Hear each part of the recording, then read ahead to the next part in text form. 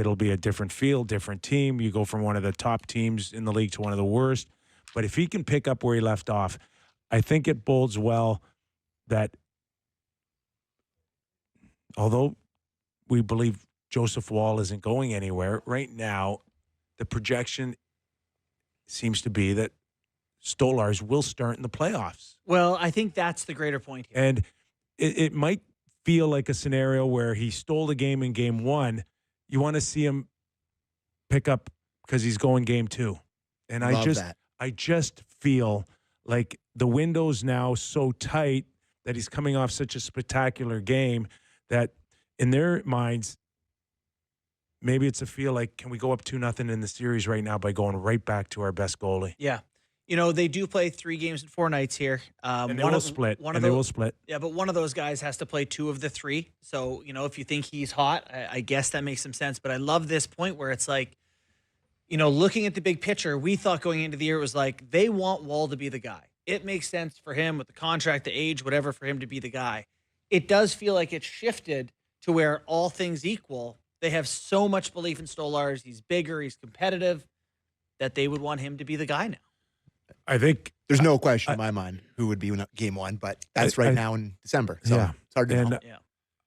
I do believe that like he's had such an amazing start, and we're closing in on Christmas right now, that they've got to really start focusing on, what are we now, 50 games left, that it's going to skew towards Stolarz. But you're going to give Wall enough games and enough starts that, you know, if it goes south on Stolarz early or at any point, you won't be that patient to switch it up if you have to, right? But there's no one on, one off in the playoffs. There isn't. It's the hot guy For sure. and this is just maybe a first chance for Stolarz to go hot in consecutive games. It's just funny, right? I agree, but it's funny that like Woll going into the year is like, all right, I'm going to have a chance to be the 1A. They're bringing in a 1B sort of guy, right, based on contract and whatever. And then he is a .919 save percentage. He's well above, whatever expected goals. He's done wonderfully this year. And now he's like, so I'm out. Yeah, But I mean, I understand. He can see what the guy ahead of him is doing. He's smart enough to understand that if I was a coach or general manager, I wouldn't look at me as being out. A guy that deserves equal status right now with Stolarz. That guy. Yeah. I mean, I've been good, but that guy's been out of this world. Sammy's group chat. Sammy sent us the picture. Oh, yeah. They got the banner hanging. It's like Tim Horton, Bill Barilko, Stolarz. They got him in the rafters already. Shout out to I mean, I've seen Legends Row, and it's like this guy is. People love this guy, and how could you not? Yeah. How could you not? Yeah. I will say that you talk about the playoff stuff, and you've given me the hairy eyeball, as you like to say, when I've said that there's reasons I have more hope about this year and blah blah blah. But hold on. Yeah. I do think, because when teams go to the other goalie in the playoffs, I think most times it's more of the backup guy to wake up call for the starter. This is, if the Leafs go down 2-0 in a series or they lose a bad game, the goalie's bad, you're going to another really good NHL goalie. You're flipping over the page to another guy that's going to give you a chance to win. So, I don't know. It's another the goaltending's really good and gives me hope. So good in the playoffs So last good. year, till he disappeared. And then disappeared. So good. Anyways, that is one of the reasons. One Skipper. thing I'll add about Stolarz, one thing I liked about the game against the Devils is they gave him no support, and he fought and then got rewarded and then got the win. And that builds that mutual trust. And remember, we talked about trust with the goalie last year, where they go, we know he's got our back, and now he knows we've got his. If he keeps us in it, it's really good. And that's really appreciate the superstar, but he's only playing 20 minutes out of 60. Yeah. That guy has got he's protecting the wall every single second. Excuse the pun. Yeah. But that's what it is. That's the only position. It's like a starting pitcher. You can win 1-0, okay? And you don't necessarily have to get that run in the first 5 or 6 innings. When you got a pitcher, you got a quarterback, about the Jays offense here? got a goalie, we can be patient and wait. Yeah. So I wrote an article today in the Toronto Star on it a little bit.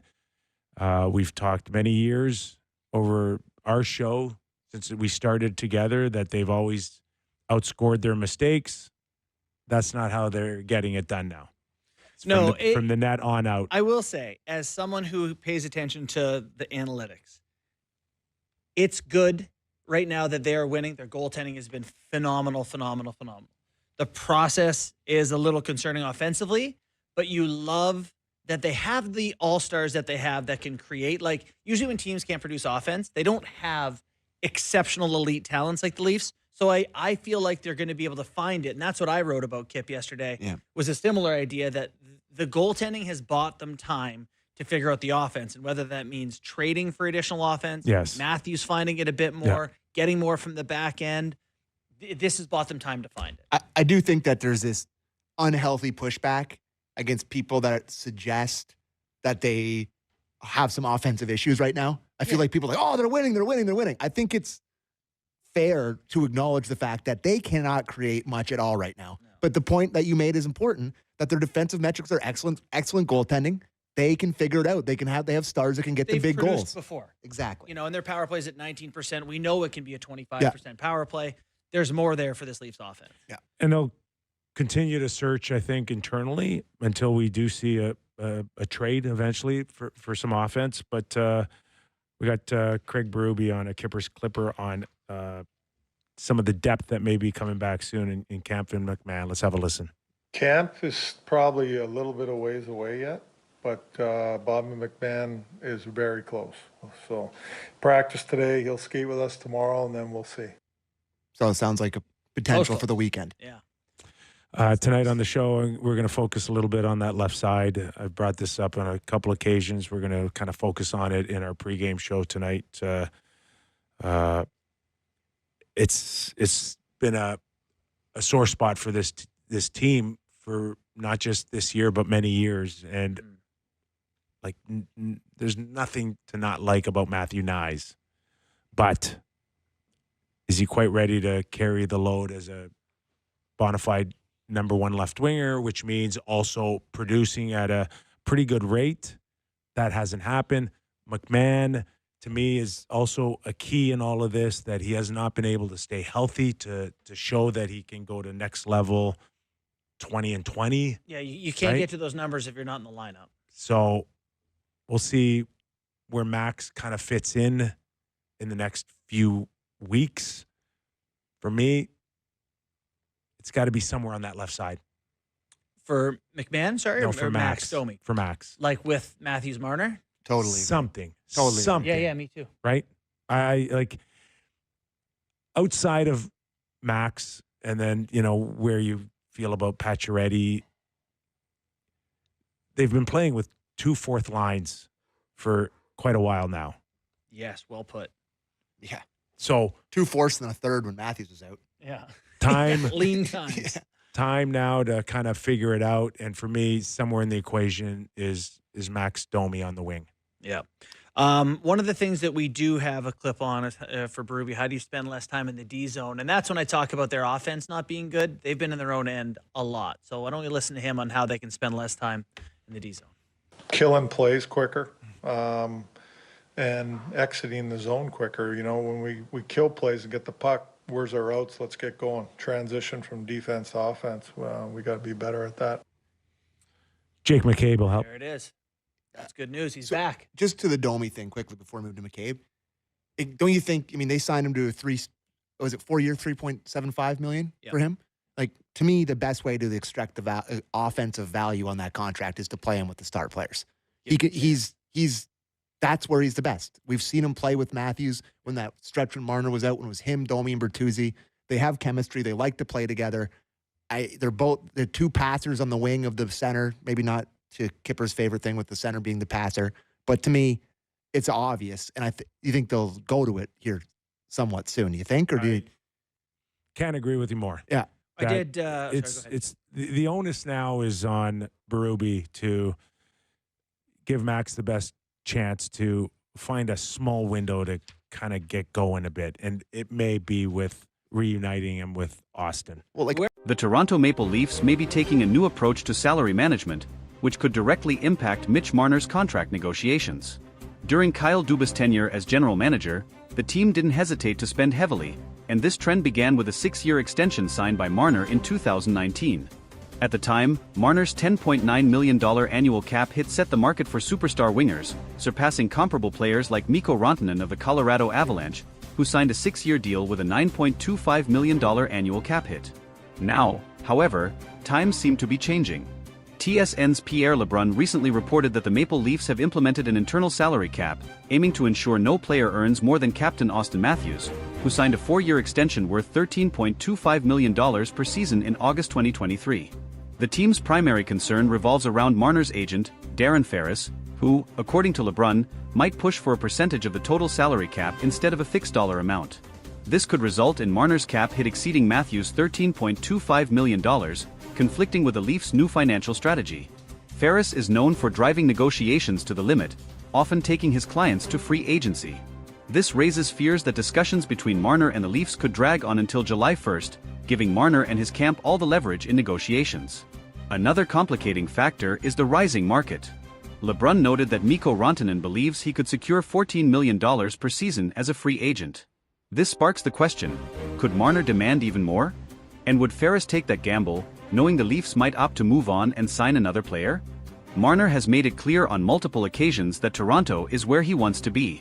As a local player with deep ties to the city, he's expressed his desire to spend his entire career wearing the blue and white of the Leafs. However, staying with the team may require him to accept less than market value, especially if the front office remains committed to its new salary structure. Such a sacrifice could be vital for the team's collective success and to avoid financial issues that have plagued the recent past. While negotiations are still in the early stages, it's evident that Marner's future with the Leafs is at stake.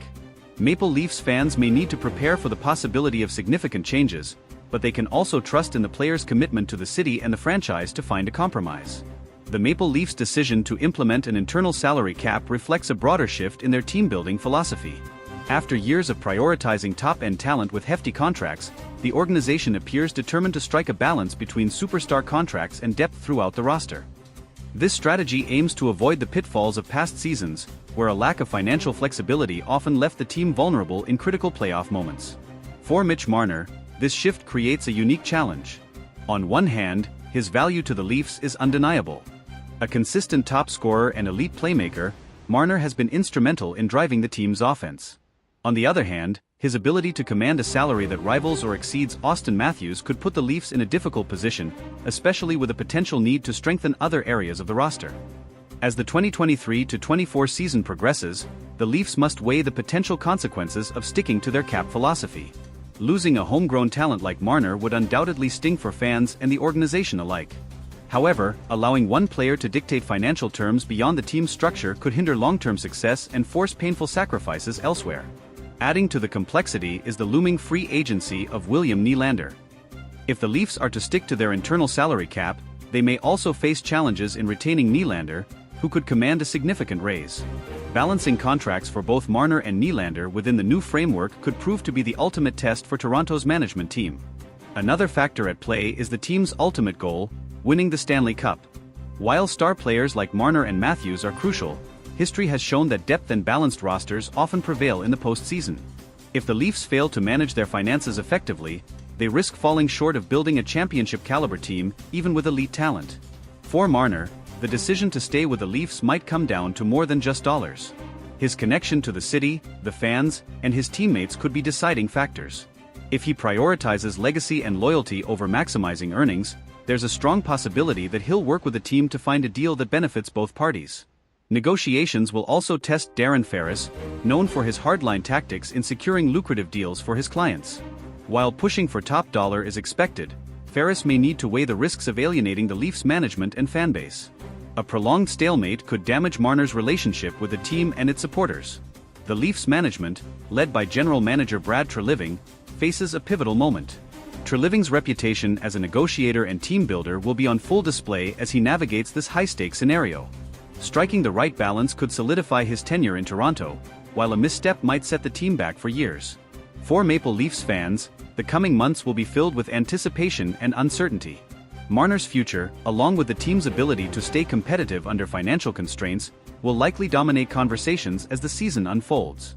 Supporters can only hope that the team's new approach leads to greater playoff success and, ultimately, the elusive championship. In the end, the outcome of these negotiations could redefine the Maple Leafs' identity for years to come. Whether it results in retaining Marner or reshaping the roster, the team's commitment to an internal salary cap signals a clear focus on long-term sustainability. Fans will be watching closely, hoping for a resolution that keeps the team's core intact and their championship dreams alive. As the negotiations with Mitch Marner progress, another layer of complexity is added by the external competition in the NHL market. Teams with more cap space and fewer restrictions could easily present lucrative offers to Marner if he reaches free agency. The Leafs are not only negotiating with Marner but also indirectly competing with other franchises willing to outbid them for his services. One example of this is Mikko Rantanen, whose potential $14 million value on the open market highlights the growing demand for elite wingers. If Rantanen secures such a deal, it could set a precedent that Marner's camp would use as leverage. The Leafs, however, must remain disciplined, as breaking their internal salary cap for Marner could lead to similar demands from other key players down the line. The looming specter of free agency means the Leafs have a limited window to strike a deal. If negotiations drag on into the off-season, the leverage shifts heavily in favor of Marner and his agent. Darren Ferris, known for his strategic patience, could use this to push for maximum value, putting even greater pressure on the Leafs management to make a decision. This scenario also places significant pressure on head coach Sheldon Keefe. Managing a team amid ongoing contract uncertainty can disrupt chemistry and focus. Keefe will need to ensure that the team remains united and focused on their performance, even as the media and fans speculate about Marner's future.